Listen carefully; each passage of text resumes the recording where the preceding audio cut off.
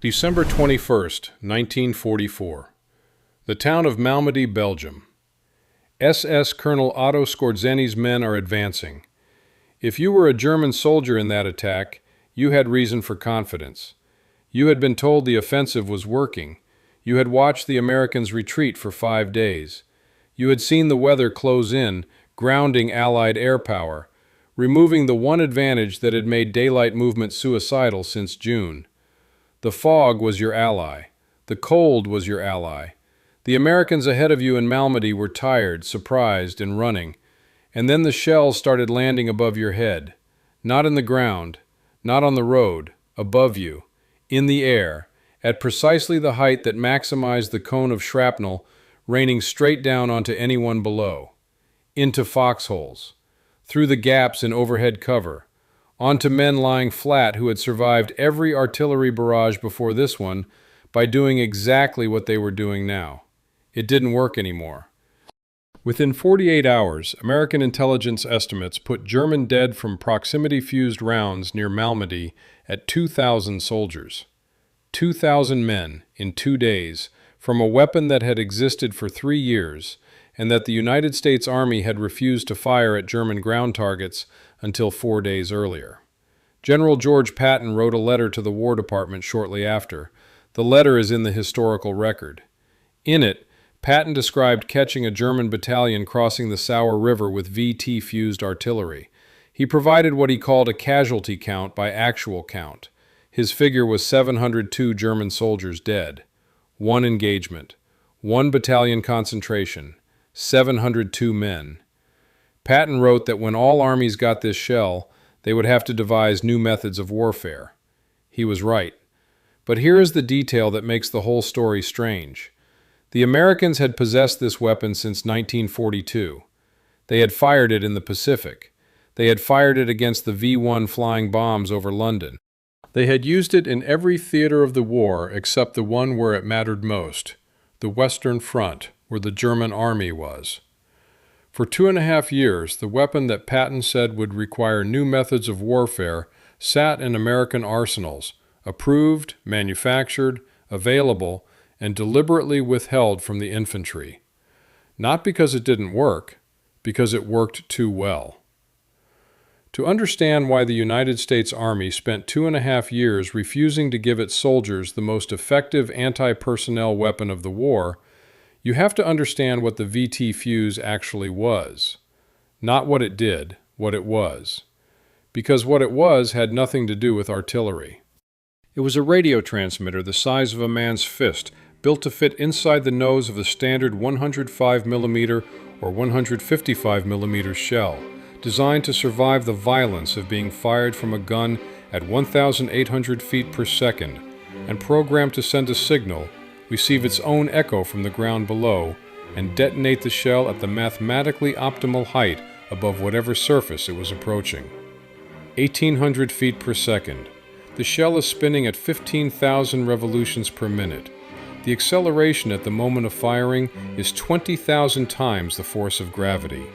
And inside the nose of that shell, a radio transmitter is switching on, calibrating, and beginning to listen. This was not a minor engineering achievement.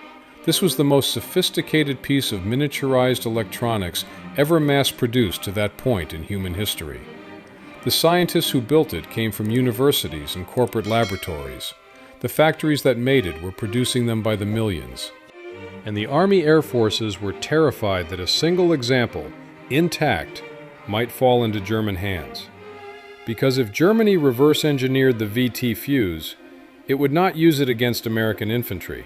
It would use it against the bombers. In the summer of 1944, Allied bombers were dying over Germany at rates that the Air Forces considered unsustainable. The 8th Air Force had been losing crews since 1942. The missions to Schweinfurt, to Regensburg, to Ploesti, the names had become shorthand for catastrophe. On October 14, 1943, the 2nd Schweinfurt raid lost 60 bombers in a single mission. 600 men, 1 day. The flak was part of it. The fighters were part of it.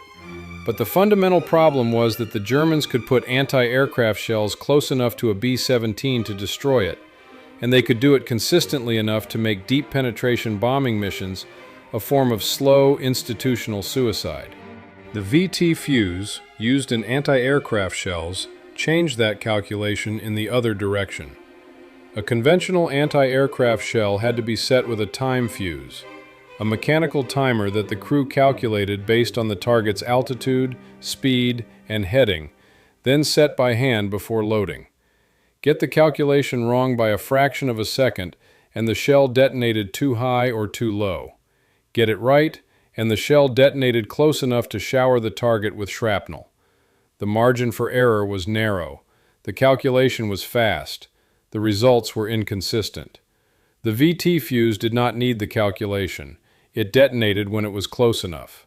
Automatically. Precisely. Every time. The United States Navy had begun using VT-fused anti-aircraft shells in the Pacific in January 1943. The results were immediate. In one engagement off Guadalcanal, the destroyer USS Helena shot down a Japanese aircraft with the first VT-fused shell ever fired in combat. The kill ratio against aerial targets improved so dramatically that the Navy began pressing for expanded production within weeks. But the Navy was firing over water. A dud round fired over the Pacific Ocean fell into the Pacific Ocean. Nobody found it. Nobody reverse engineered it. The secret stayed secret. In Europe, the situation was different.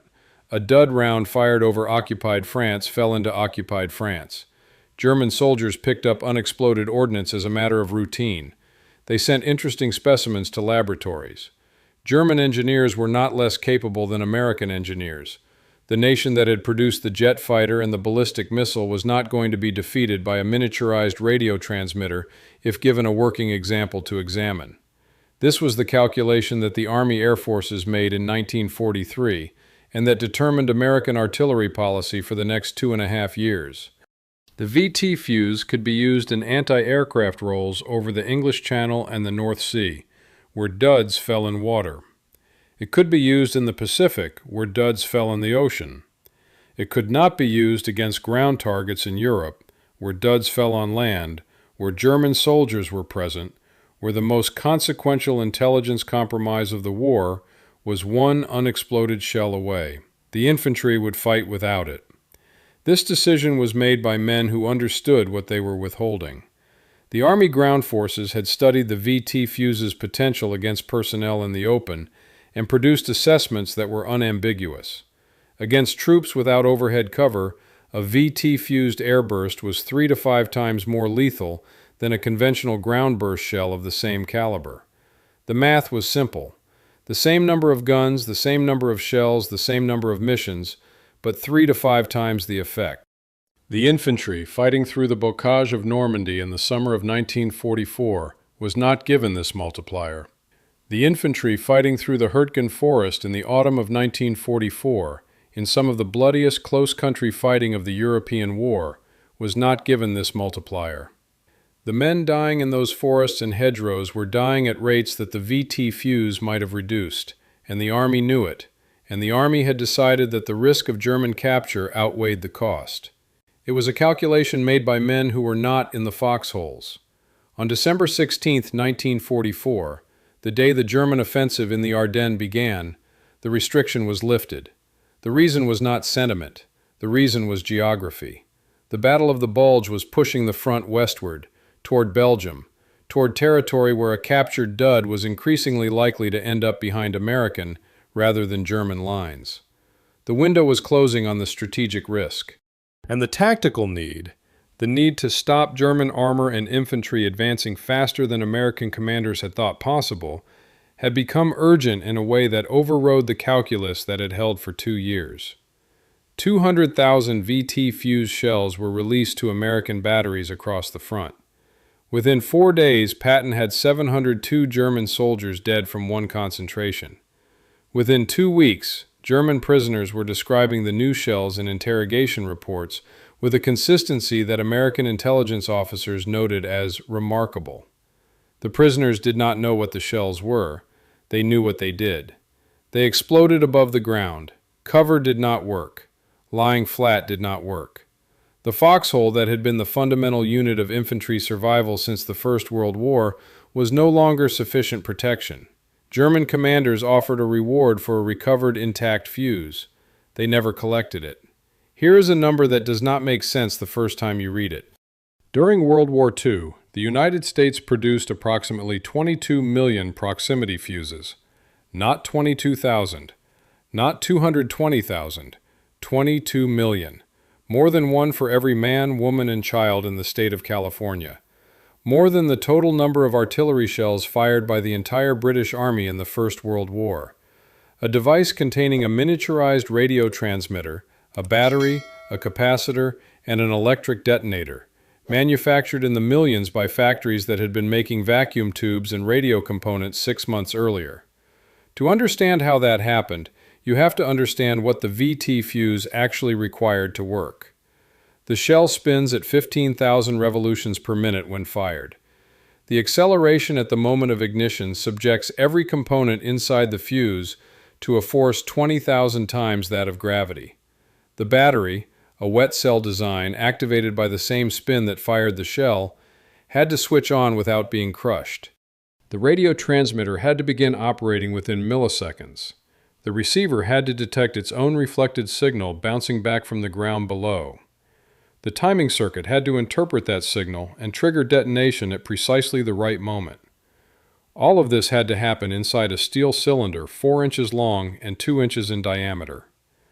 The scientist who designed it came from the Johns Hopkins University Applied Physics Laboratory, recruited by a physicist named Merle Tuvey, who had spent the 1930s studying the upper atmosphere, and who in 1940 received a phone call from the National Defense Research Committee asking whether he thought a radio proximity fuse was theoretically possible. Tuvey said yes. He was given a budget of $50,000 and a team of 12 scientists. Within 18 months, he had a working prototype. Within 3 years, he had a production line producing tens of thousands of fuses per month. The jump from 12 scientists in a laboratory to millions of units in the field is the part of the story that the weapons histories tend to compress into a single sentence, but the compression obscures something important. The fuse could not be built by hand. It could not be built by skilled craftsmen in small numbers. It could only be built by a mass production system capable of manufacturing precision electronic components to tolerances that 1940s manufacturing had never been asked to meet, in quantities that 1940s manufacturing had never been asked to produce. The American answer to this was the same answer it gave to every manufacturing problem of the war. It turned to its radio industry. The companies that made the fuse were the companies that made radio sets for living rooms: Sylvania, Eastman Kodak, General Electric, Crosley. Their workers were the women who had been assembling vacuum tubes for civilian radios, and who were now assembling the same components to specifications that required them to survive conditions no civilian radio would ever encounter. The production lines that had made entertainment technology were retooled to make killing technology, using the same skills, the same machinery, and the same workforce. By 1944, American factories were producing 40,000 VT fuses per day. 40,000 per day. The German Army, which by 1944 had developed or researched more than 30 different proximity fuse designs for anti-aircraft use, had not managed to put a single one into service. Not because German engineers were less capable, because German industry, already stretched to its limits producing tanks and aircraft and submarines, did not have the surplus manufacturing capacity to retool a radio production line for a new weapon. Germany did not have a surplus radio production line. America did. America had dozens of them. America had an electronics industry that in peacetime had been building the consumer economy of the richest nation on earth, and which in wartime became the manufacturing base for the most sophisticated weapons technology of the conflict. The fuse was not a secret after the Ardennes. The Germans knew it existed. They knew what it did. They had interrogated enough prisoners and collected enough fragments to understand the basic principle. What they could not do was build one.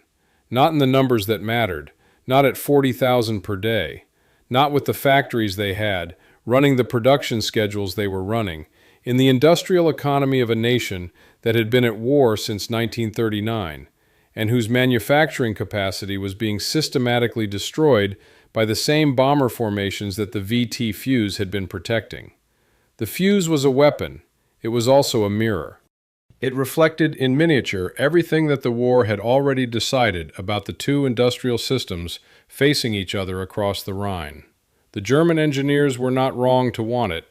In 1943 and 1944, German ordnance laboratories had been working on proximity fuse concepts with the specific urgency of men who understood what the weapon could do and what it would mean if the other side had it first. The Rheinmetall-Borsig design used an electrostatic principle. Another program explored acoustic triggering, detonating on the sound of an aircraft engine. A third used photoelectric cells.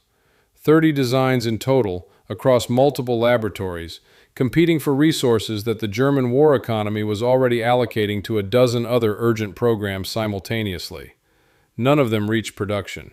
The reasons were not purely technical. The technical problems were real.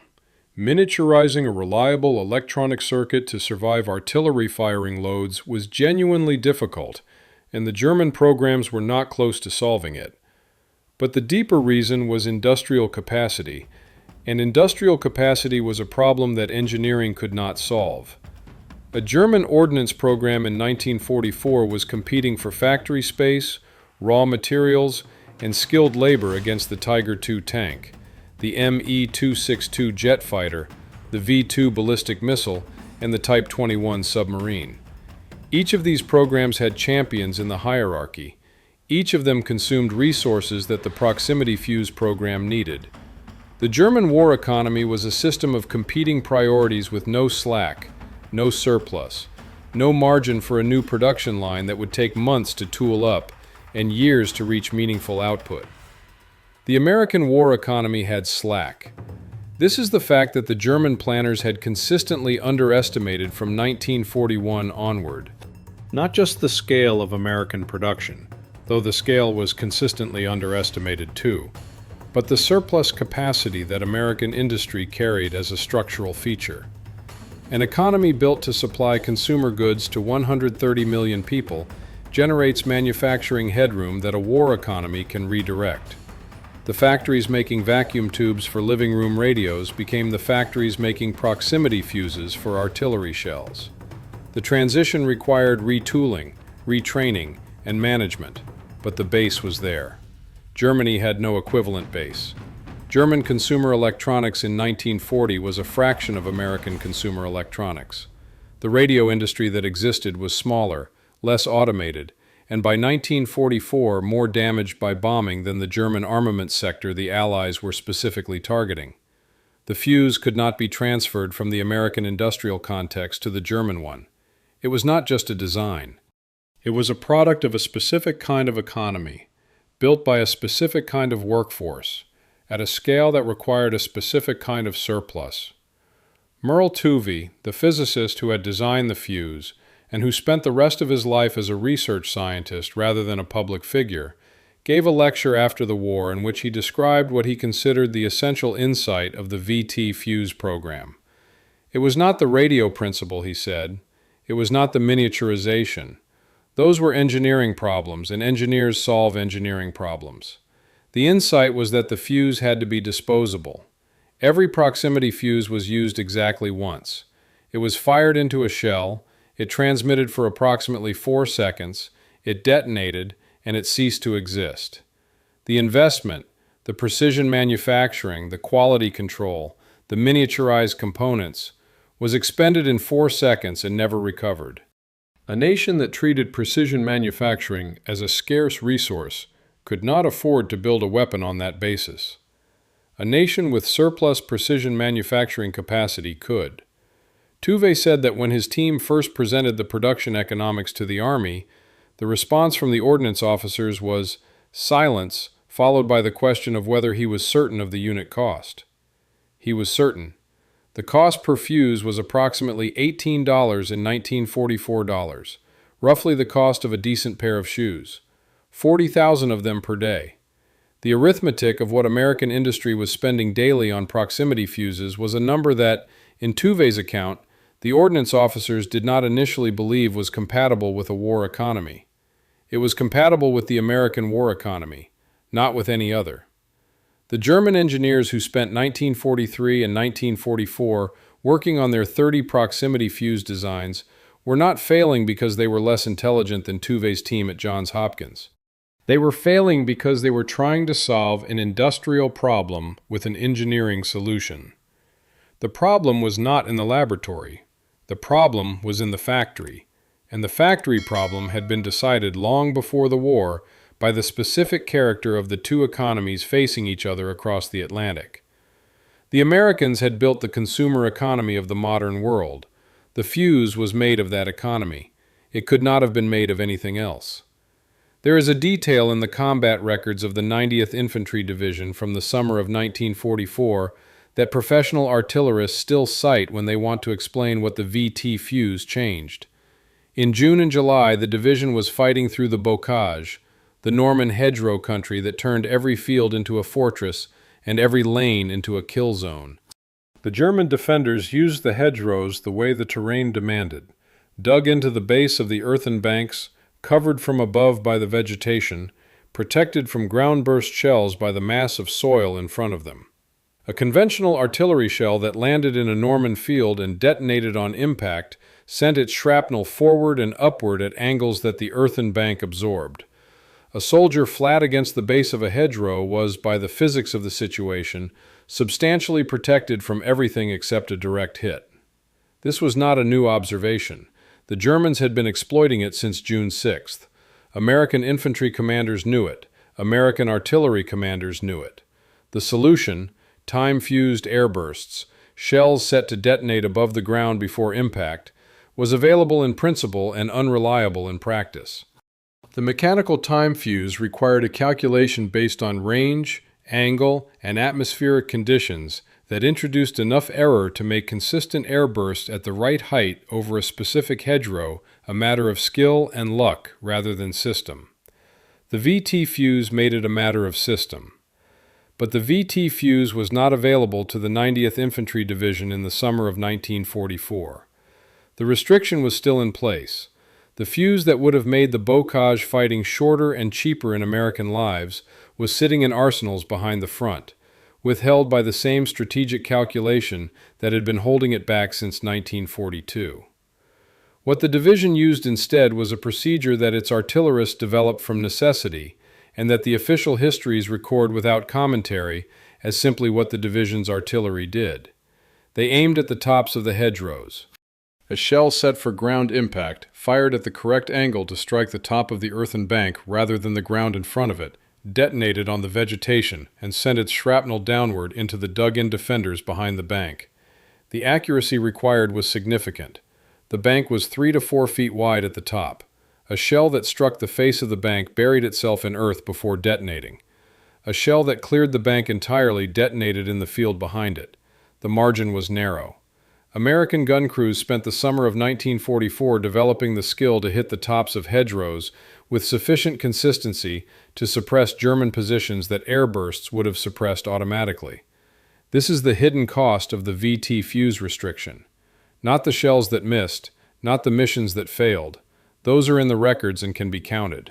The hidden cost is the additional training, the additional time, the additional American casualties incurred in the months when the weapon existed and was being withheld. The bocage fighting from June through August 1944 cost the First Army approximately 40,000 casualties. How many of those casualties would not have occurred with unrestricted VT fuse use is a calculation that military historians have approached carefully and that produces answers in the range of thousands. Not a small number, not an abstraction. When the restriction was finally lifted in December 1944, the effect was visible within days in the most direct possible measurement. German prisoner interrogation reports. The reports are in the National Archives. They describe, in the flat language of military intelligence, what German soldiers said when asked about the new American shells. The descriptions are consistent across units, across sectors, across the first 2 weeks of VT fuse use on the Western Front. The shells explode in the air, Cover does not work. Men lying flat are being hit.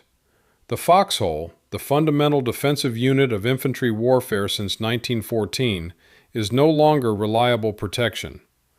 One interrogation report from a prisoner captured near Malmedy on December 23, 1944, is quoted in the official history of American field artillery in Europe. The prisoner, a veteran who had served on the Eastern Front before Normandy, described the new shells as unlike anything he had encountered in 4 years of war. He did not know what they were. He knew that when they came, there was nowhere to go. He was right. And the Americans had known he would be right since 1942. The German soldiers' problem with the VT fuse was not tactical. It was conceptual. 4 years of modern warfare had produced in the German infantrymen a specific and reliable survival algorithm. When artillery came, you went down. You got into the lowest available position, a foxhole, a ditch, the base of a wall, and you stayed flat until the barrage ended. The physics were on your side. A shell that detonated on impact sent its energy forward and upward. The ground absorbed the downward component. A man flat on the earth, below the level of the detonation, was protected by the geometry of the explosion itself. This algorithm had worked in Poland. It had worked in France. It had worked in Russia, in North Africa, in Italy, and in Normandy. 4 years of surviving artillery had taught the German infantrymen, at the level of reflex rather than thought, that down was safe. The VT fuse inverted that geometry. A shell that detonated 15 to 30 feet above the ground sent its shrapnel downward. The angle of the fragmentation cone covered the ground beneath the burst at exactly the height that maximized coverage of a man lying flat. A foxhole without overhead cover, which described the vast majority of field fortifications, offered no protection from above. The ground that had been the soldiers' ally since 1939 was now irrelevant. What mattered was overhead cover, and overhead cover in a field position in the Ardennes in December 1944 was rarely available and impossible to construct under fire. The German prisoners who described the new shells to American intelligence officers kept returning to the same observation. You could not protect yourself, not with a foxhole, not by going flat, not by getting behind a tree or a wall. The shrapnel came from above, and it covered the ground with a completeness that conventional shells did not approach. This is what Patton meant when he wrote that armies would have to devise new methods of warfare. He was not speaking abstractly. He was describing the specific tactical crisis that the VT fuse created for any infantry force in the open or in field fortifications. The crisis of a weapon that invalidated the fundamental defensive adaptation that soldiers had been making to artillery for 30 years. The German army's response was to try to adapt. Order went out in late December 1944, instructing German units to prioritize overhead cover for all field positions. Logs, timber, corrugated metal, anything that would intercept a downward fragment before it reached the men below. The order was correct. The adaptation was real. Units that constructed proper overhead cover were substantially more survivable under VT fire than units in open foxholes. The problem was time and material. Constructing overhead cover for a battalion's worth of field positions required timber, tools, and hours of labor. Hours during which the position was still open, still vulnerable, still receiving the shells that the overhead cover was supposed to stop. In the Ardennes in December, with the front moving and German units frequently forced to establish new positions after dark in frozen ground, the time and material were not available. The order was correct. The situation made compliance impossible. American artillery commanders knew this. The harassing fire that had been a feature of American artillery doctrine since Normandy, the H&I missions, the random shells at road junctions at 0223 and 0307 and 0418, now carried a VT-fused component that made even the act of constructing defensive positions dangerous. Men working with logs and shovels in an open position were as vulnerable as men lying flat in foxholes. You could not build cover while being shelled from above. You could not stop being shelled while you built cover. The tactical logic was circular, and it closed against the defender.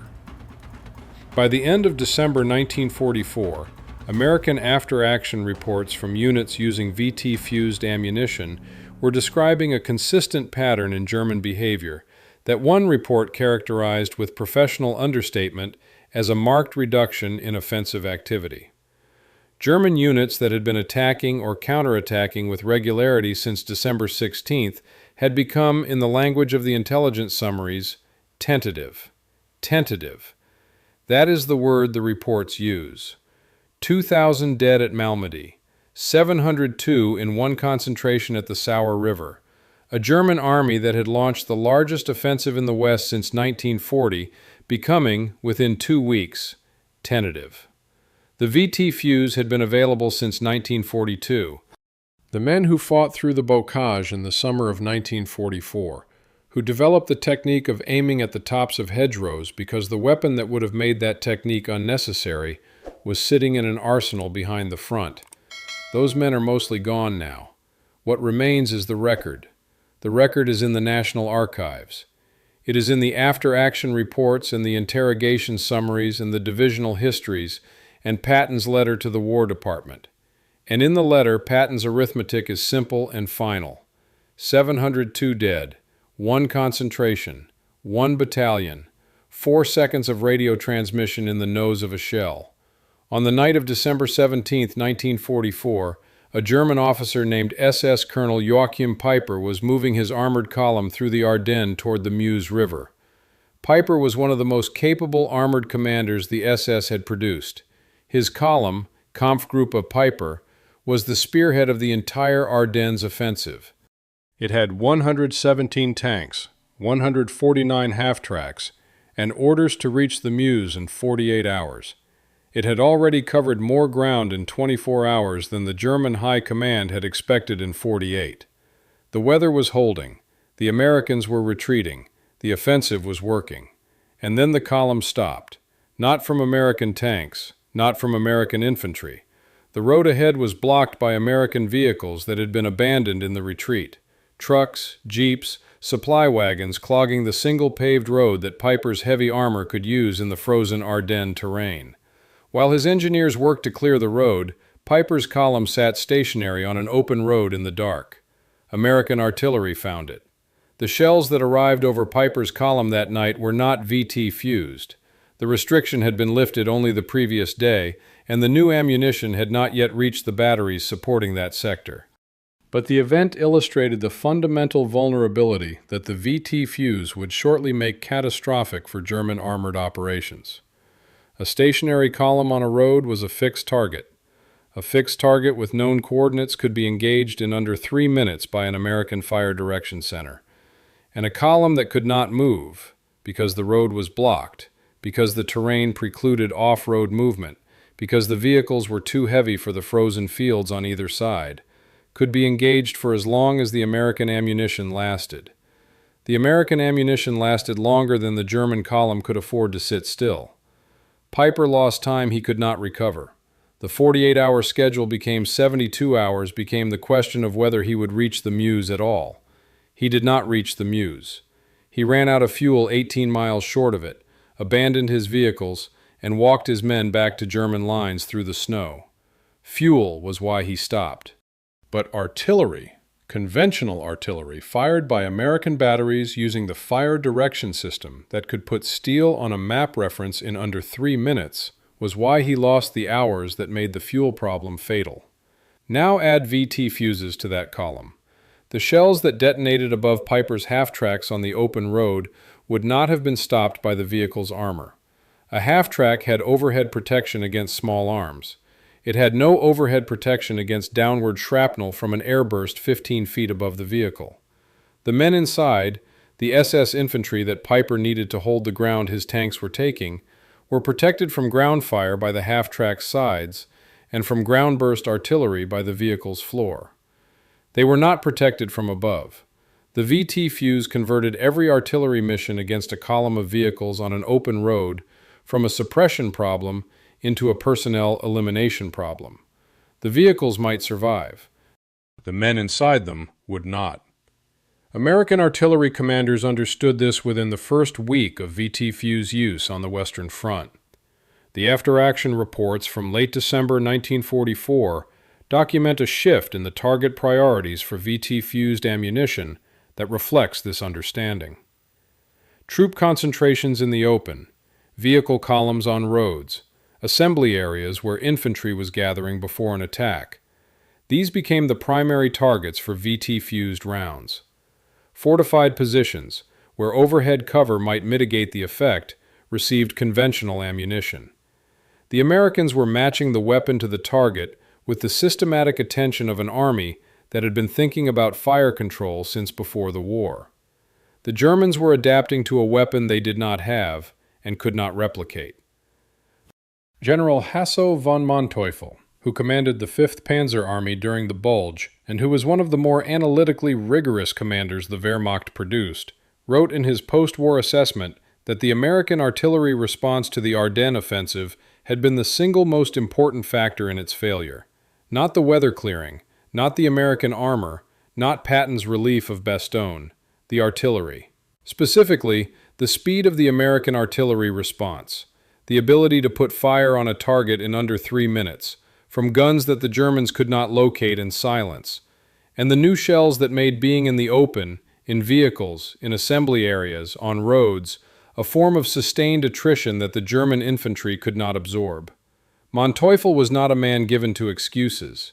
He had commanded armor since Poland. He knew what artillery could and could not do.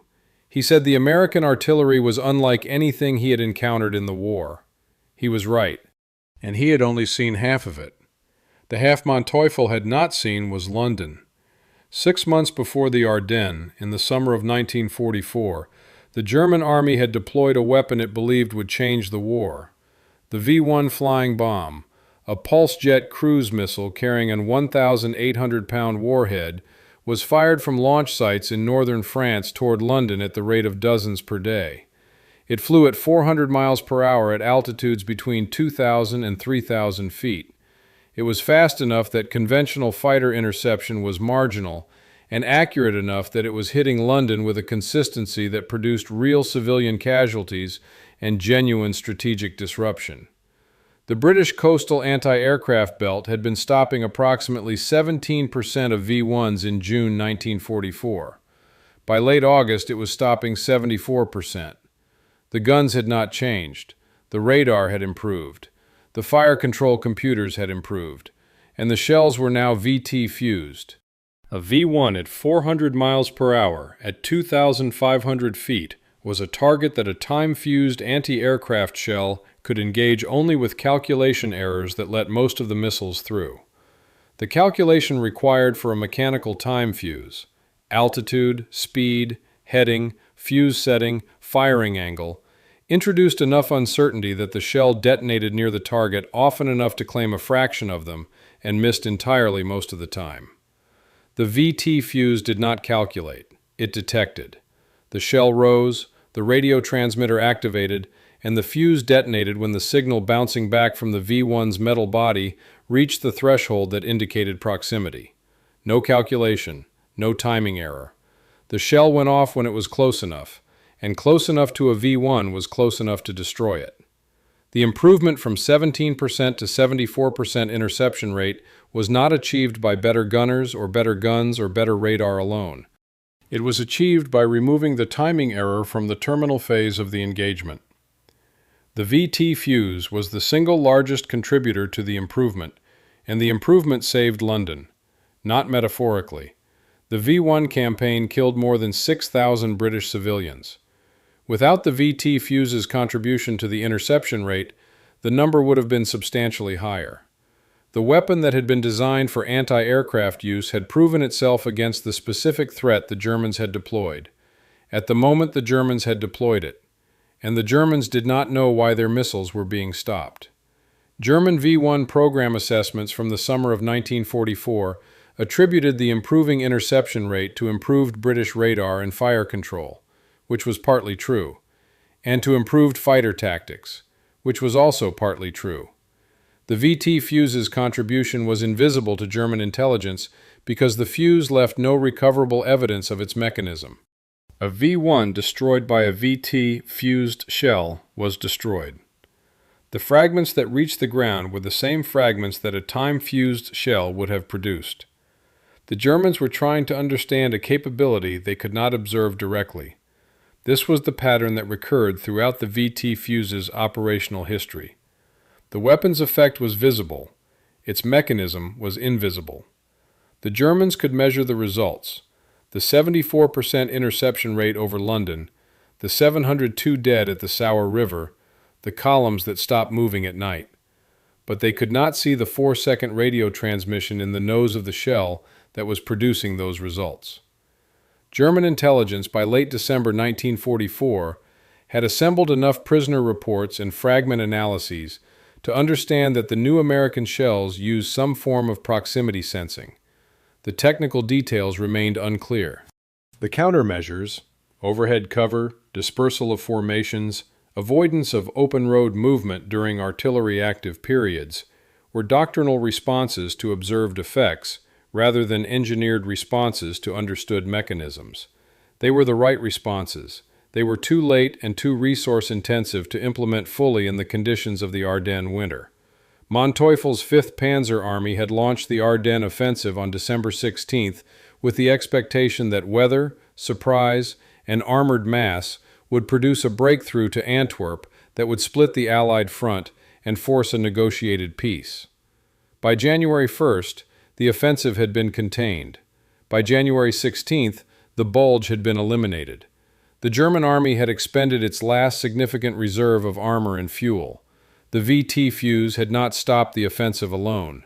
Nothing stops an offensive alone. The American infantry had fought. The armor had arrived. The weather had cleared and the air power had returned. But the artillery, the guns that fired 3 minutes after the first call, the shells that detonated above the ground instead of in it, the weapon that a physicist named Merle Tuvey had designed in a laboratory with 12 scientists and $50,000 in 1940, had been present at every point of contact from December 21st onward. It had been present at Malmedy, where 2,000 Germans died in 2 days. It had been present at the Sour River, where 702 died in one engagement. It had been present over London, where 74% of V-1s were destroyed before they reached their targets. The Germans had built 30 proximity fuse designs and fielded none of them. The Americans had built 22 million and fired them by the thousands per day. That arithmetic was not a secret. It was not a tactic. It was not a doctrine. It was a fact about 2 industrial economies, and the fact had been true since before the war began. Here is the sentence that explains the entire VT fuse story. The weapon was not a secret because of what it did to German soldiers. It was a secret because of what German soldiers might do with it. Pause on that. The United States Army withheld from its own infantry the most effective anti-personnel weapon of the war, for 2.5 years, not to protect a tactical advantage, but to protect a different war being fought at 25,000 feet over Germany. The men dying in the bocage paid the cost of protecting the men dying in the bombers. Neither group knew the other's calculation. Both were right. This is what makes the VT fuse story different from every other secret weapon story of the war. Most secret weapons are withheld until they're ready. The Manhattan Project was withheld because it wasn't finished. The Enigma decryption was withheld because using it would reveal that it existed. The VT fuse was withheld because it was finished, because it worked, because it was being manufactured at 40,000 units per day, and because the men who controlled it had decided that the risk of one captured example outweighed the benefit of using it against every German soldier on the Western Front. That is a hard calculation to make. It is harder to defend when you are the infantrymen it was made against. The official histories do not dwell on this. They note the restriction, note the lifting of the restriction, and move on to the results. The results are easy to describe. The restriction's cost is harder to quantify, and the official histories do not try. What can be said is this. The 90th Infantry Division spent the summer of 1944 developing the technique of aiming at the tops of hedgerows. Other divisions developed similar improvisations. The bocage fighting from June through August cost the First Army approximately 40,000 casualties. The VT fuse, available and withheld, was not the only factor in those casualties. It was one factor among many, but it was a factor that the Army had chosen, deliberately, to keep out of the equation. General James Gavin of the 82nd Airborne Division wrote after the war about the artillery support his paratroopers received during the Ardennes fighting. He described the shift in German behavior after the VT fuse appeared as one of the most dramatic tactical changes he witnessed in the entire European campaign. German attacks that had been pressing forward despite artillery fire became tentative. German assembly areas that had been forming up for counterattacks dispersed. The change, Gavin wrote, was visible in real time from his command post. He did not write about the summer. The summer was over. The winter was what he had. And in the winter, he had the fuse. The men who did not have it in the summer are in the casualty records.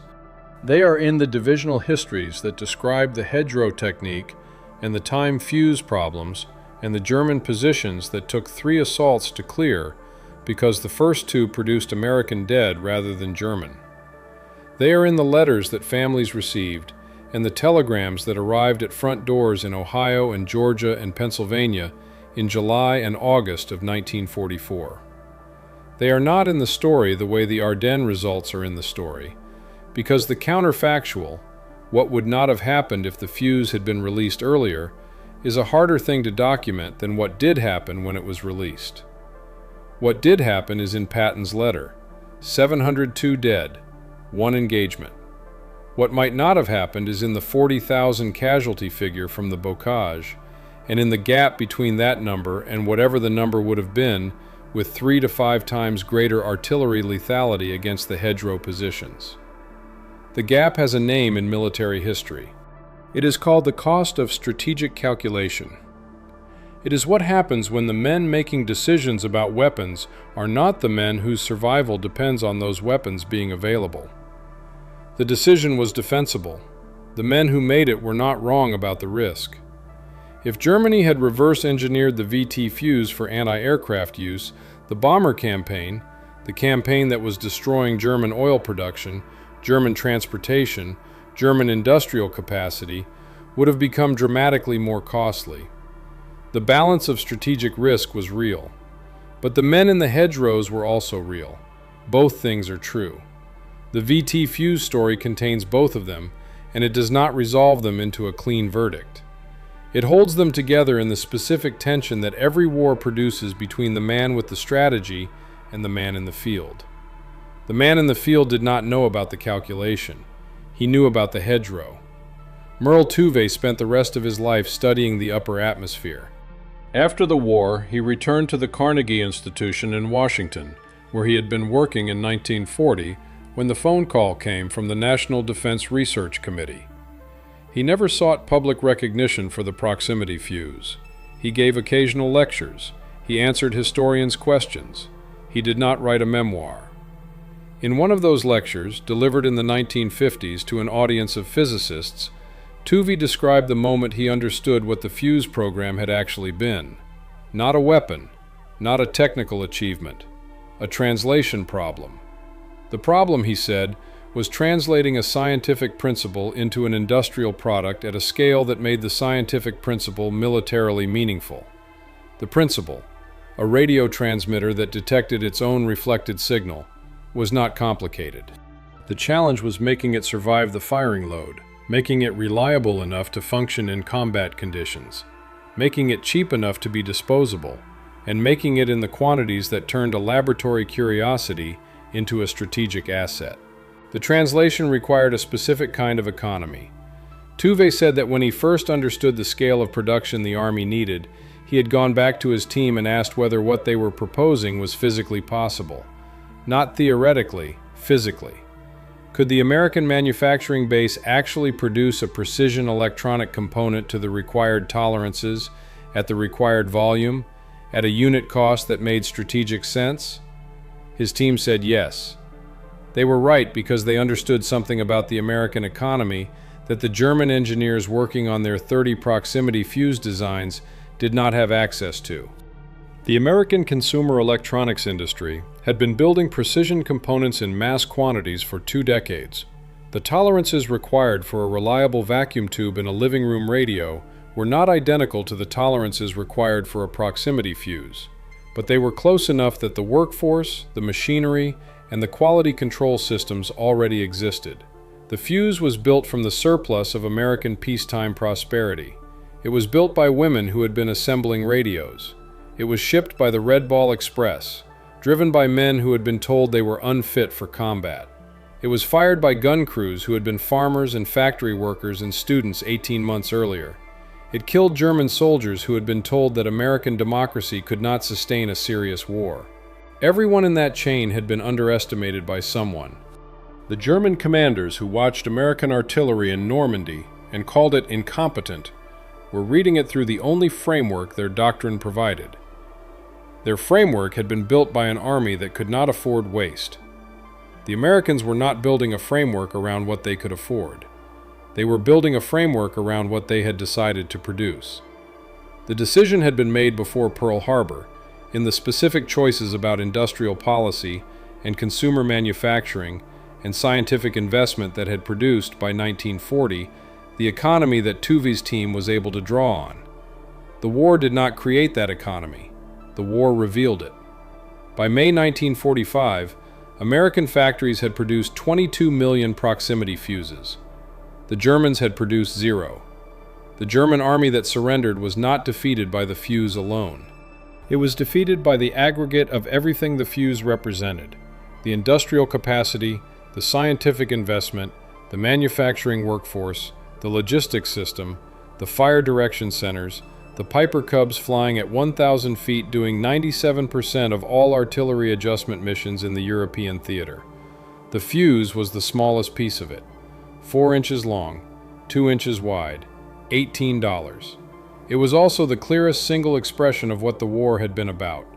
A nation that could build 22 million of a precision electronic device, disposable, one use, expended in 4 seconds, was a nation operating in a different economic reality than a nation that had been counting its artillery shells in rations of 50 since 1941. The German officers who interrogated prisoners in the first weeks of January 1945, trying to understand the new American shells, were asking the right technical questions. They were getting the wrong answers because the men they were interrogating didn't know the mechanism either. They just knew what the shells did.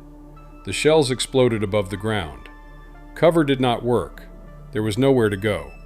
The German engineers who understood what that meant, who understood that a radio transmitter had to be inside the shell, that the transmitter had to survive the firing load, that it had to be manufactured in the millions, understood also what that implied about the economy that had built it. Some of them wrote about it after the war. Their assessments are in the archives alongside the American after-action reports and Patton's letter and Tuvey's lectures. They all arrive at the same place. The fuse was not a secret weapon. It was a measurement. It measured the distance between what one economy had decided to build and what another economy was capable of building. The distance, in the winter of 1944, was 22 million units. That distance did not close.